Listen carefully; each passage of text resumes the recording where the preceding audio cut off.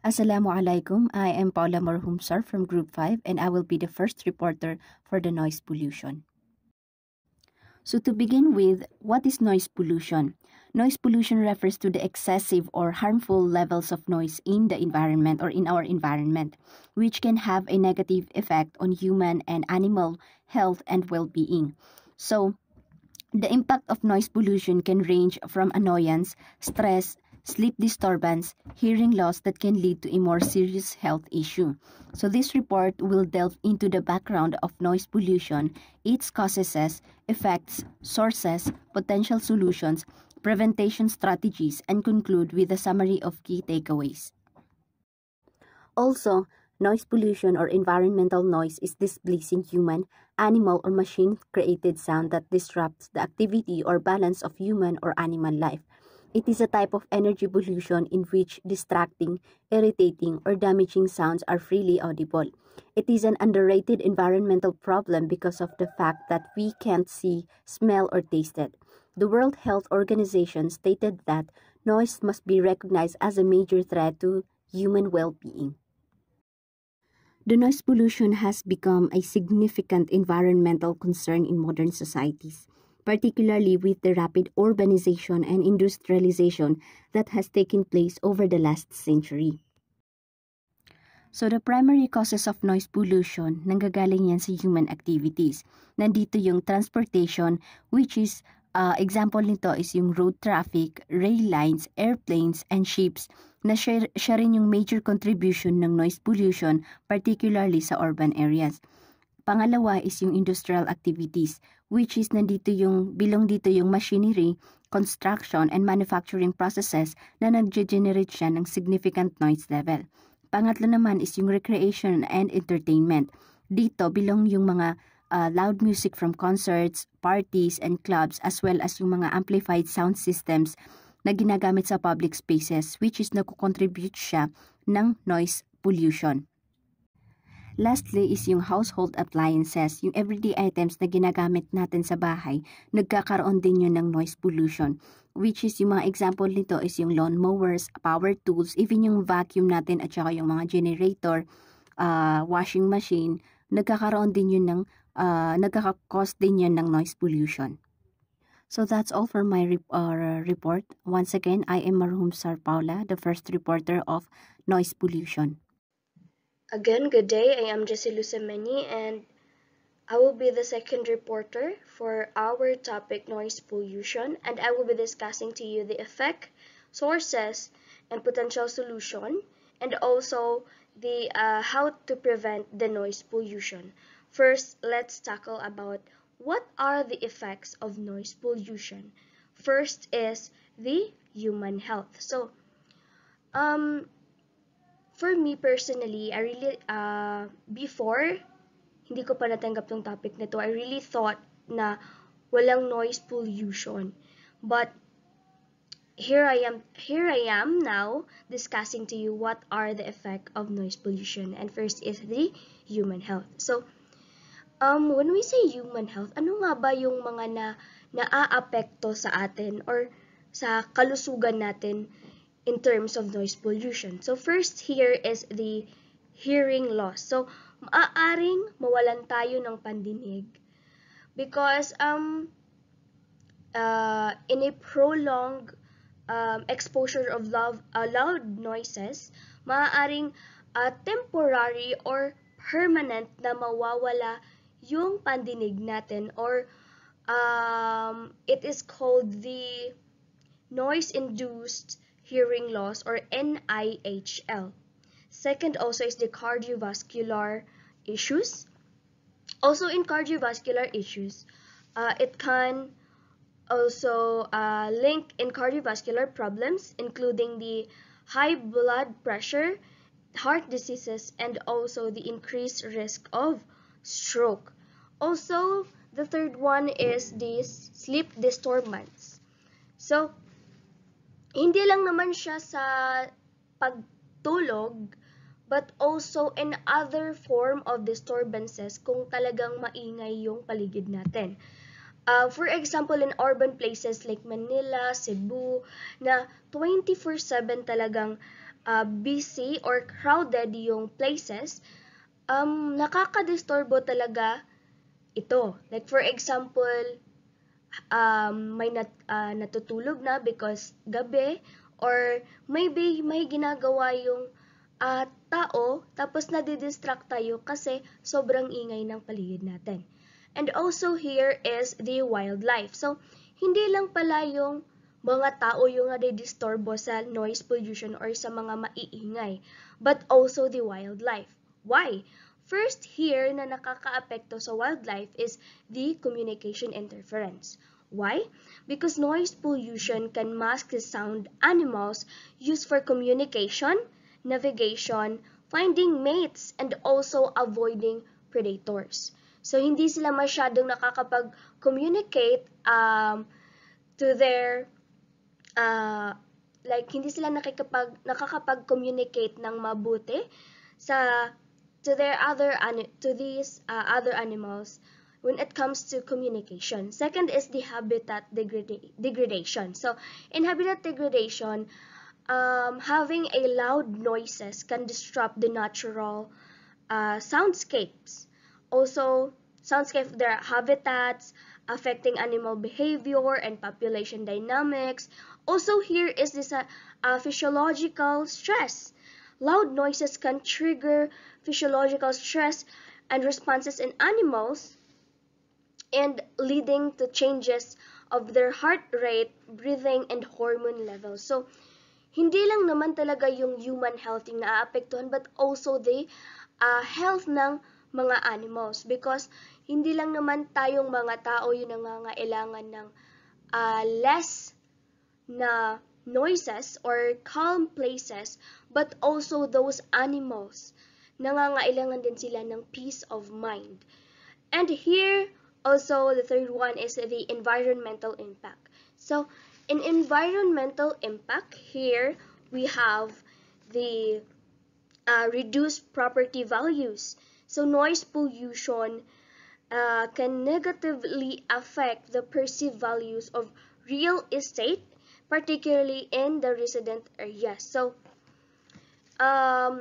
for example, here is like siguro in environmental impacts, which is nakakaapekto siya because like for example, in a place na too much or parang crowded na siya masyado, na parang it can really affect this like parang that area. And also the noise disintegration. So in poor urban planning can lead to a separation of industrial and residential areas, resulting in noise pollution in residential zones. So yun nga yung sabi ko, parang sa crowded places, medyo too much na yung maybe yung population ng isang community, na it may leads to like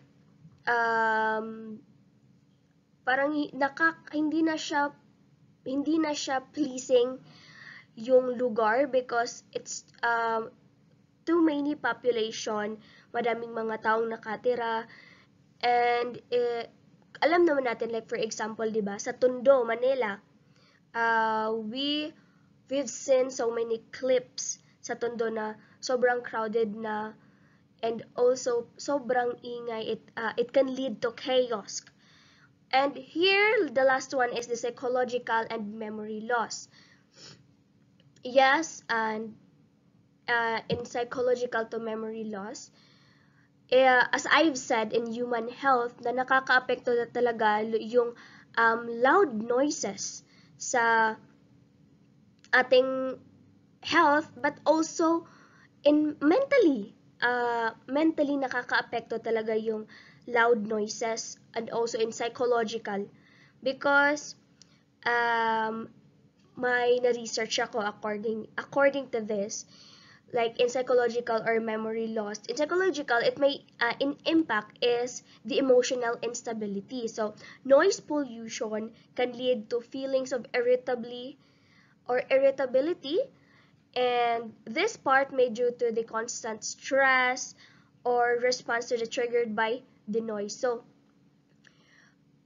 for example, nagfo-focus ako into doing something na I need space or silence, but medyo maingay yung paligid ko, it may lead to my psychological impact na parang naiirita ako or nagagalit or nagbo-burst yung stress ko kasi I cannot focus on what I am doing because of the noises.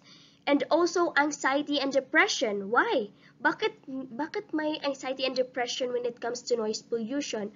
Well, it may prolonged by if napo-prolong na siya into exposure of noise and can exacerbate existing mental health and conditions like anxiety and depression because it's contribute to their development.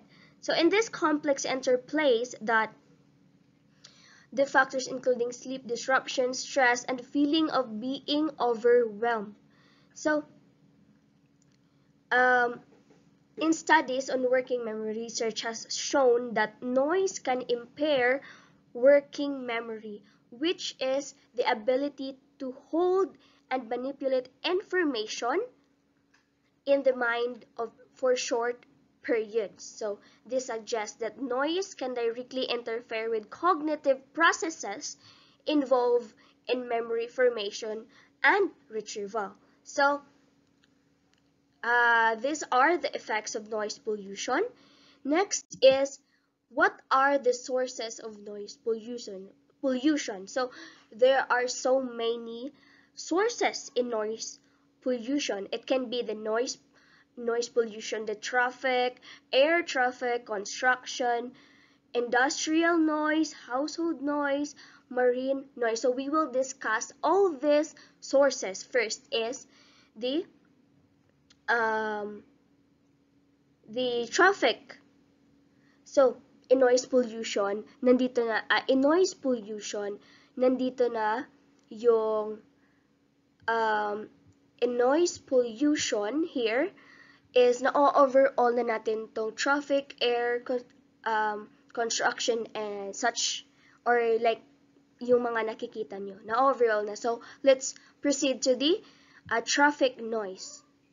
So ano nga ba yung traffic noise? So sa traffic noise, for example, yung mga cars, yung ingay ng tambutso, or yung mga busina ng mga sasakyan, these are the traffic noises.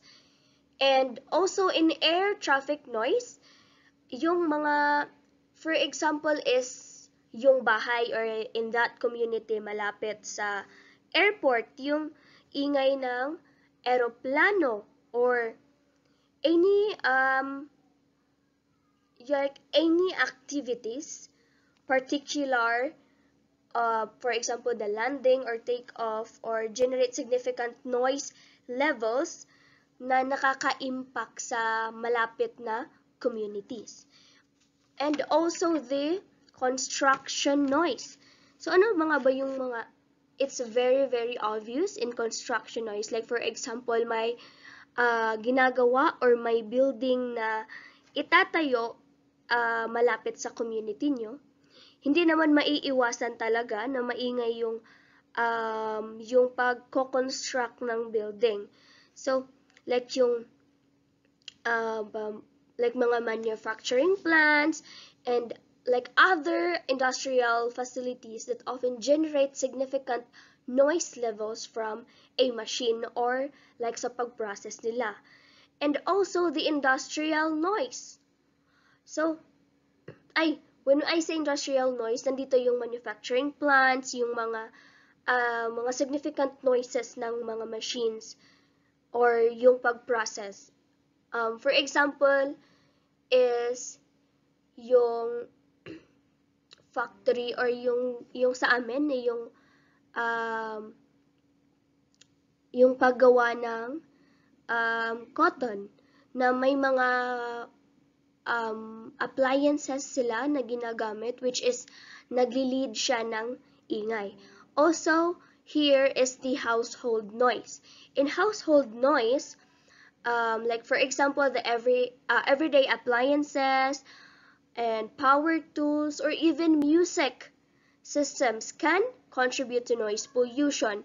So, sa household pwedeng, for example, is yung nagpapa-music ka sa bahay niyo ng malakas and naiingayan yung kapitbahay niyo. Or also, yung mga appliances sa bahay niyo na nagli-lead ng noises na nakaka-distract sa mga paligid. And also here is the marine noises. So in marine noises like ship, oil drills, sonar devices, and seismic tests generate loud sound in the ocean, impacting the marine life like the fishes and other animals in the marine.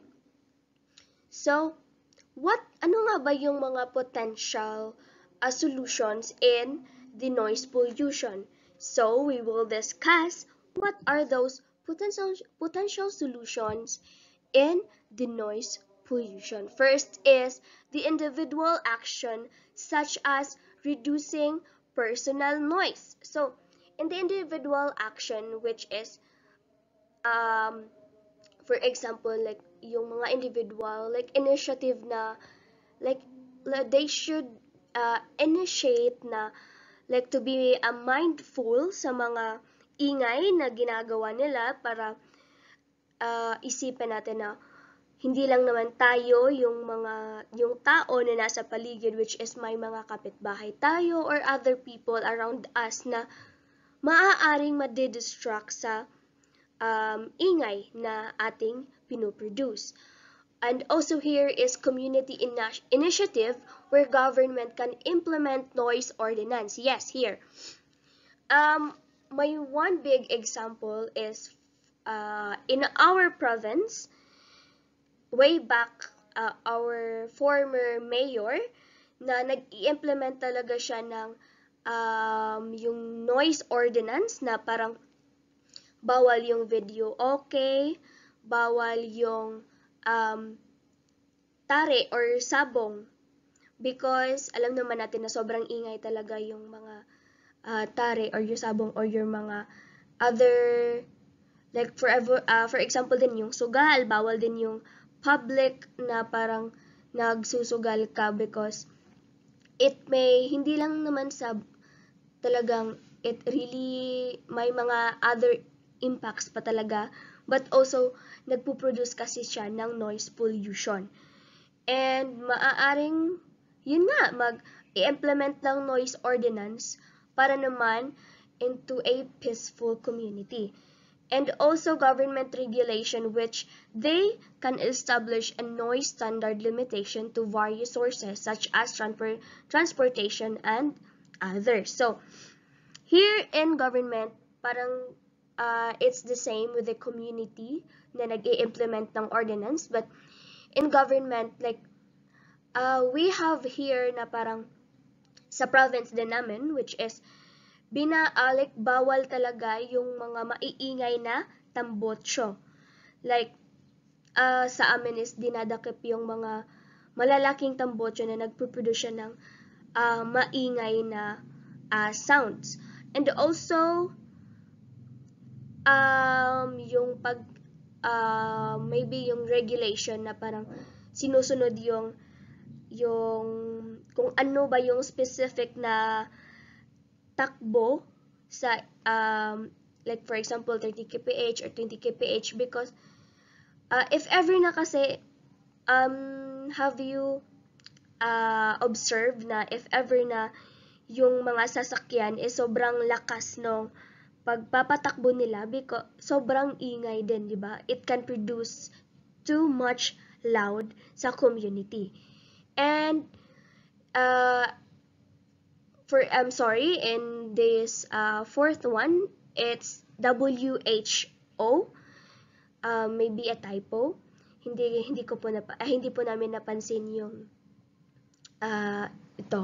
But the WHO or World Health Organization should form a well-open seminar for awareness to this matter. So, it is really important na parang ma-aware natin yung mga tao na hindi lang pala yung mga air pollution, land, yung mga other problems na nakakaapekto sa paligid, but also the noises. Kasi, as I have observed na parang most community, parang nano-normalize na siya na maingay talaga, which is really not, parang hindi talaga siya maganda tignan, because exact naman sa hindi talaga magandang tignan, which is really, really bad, na sobrang ingay ng isang community kasi nakakadisturbo po talaga tayo, or maybe nakakaapekto tayo sa mga wildlife or sa ating environment. So, here are the preventions or in noise pollution. So, urban planning. So, as I have said earlier, yung creating regulations. So, it is really important na paplano yung isang community kung paano nila like how they govern their community into a peaceful community and less noise. And also the transportation planning. It is really, really nice na ipinaplano natin yung, or especially sa mga, siguro sa mga LTO or other higher ups, na paplanuhin yung transportation. Siguro like parang a innovative idea na parang less na maingay yung paligid natin or yung kalsada when it comes to transportation, to the buses, motorcycles, and others. Excuse me. And also here is the industrial free from hazard design. So, siguro in industrial free, siguro is mag-i-invent ng less noise na mga appliances. Then, siguro like for example na may mga machinery na sobrang maingay talaga, or yung mga appliances natin na nagpo-produce ng sobrang ingay, maybe we can design a material or a appliances na hindi siya masyadong nakakapag-produce ng ingay. And here is the education and awareness. So, maybe in education and awareness, like parang in a community talaga, may mga educators na yung community or yung mga barangays or municipalities na may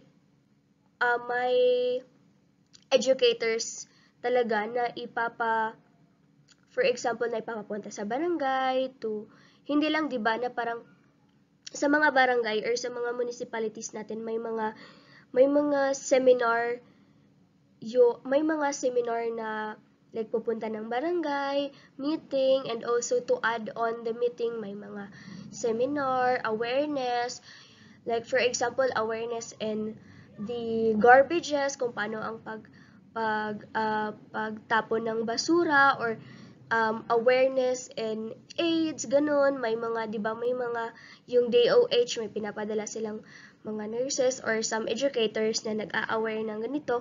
Why not na isalin natin yung awareness into the noise pollution? And also here is the tree planting. Yes, it is really important yung tree planting. Like, why? Bakit kailangan nating magtanim ng puno? Hindi ba yung pagtatanim ng puno is like prevention lang yan sa floods or climate change or other problems? No. In noise pollution,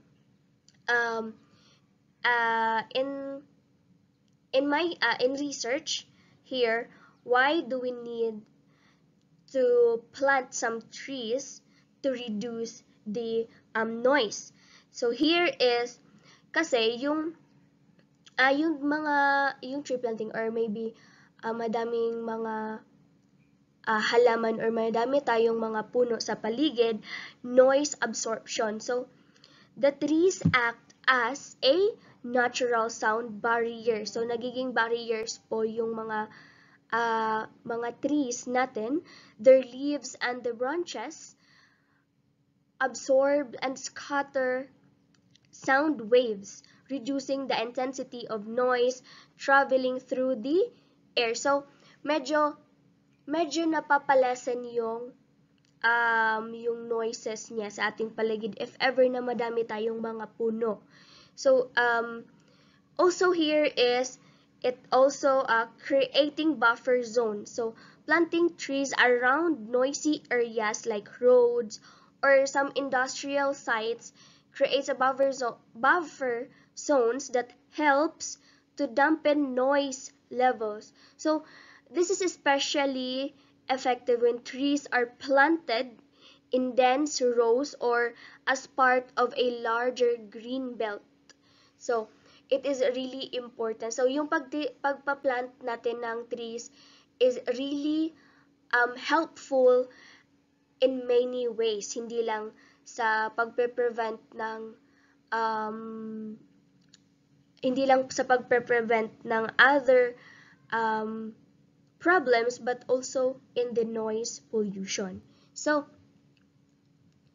in conclusion to this subject, so noise pollution is a growing environment and health concern impacting both human and animal well-being. So, recognizing the causes, effects, and sources of noise pollution is essential for developing effective solutions. So, thank you so much for listening and watching our topic, which is the noise pollution. And goodbye.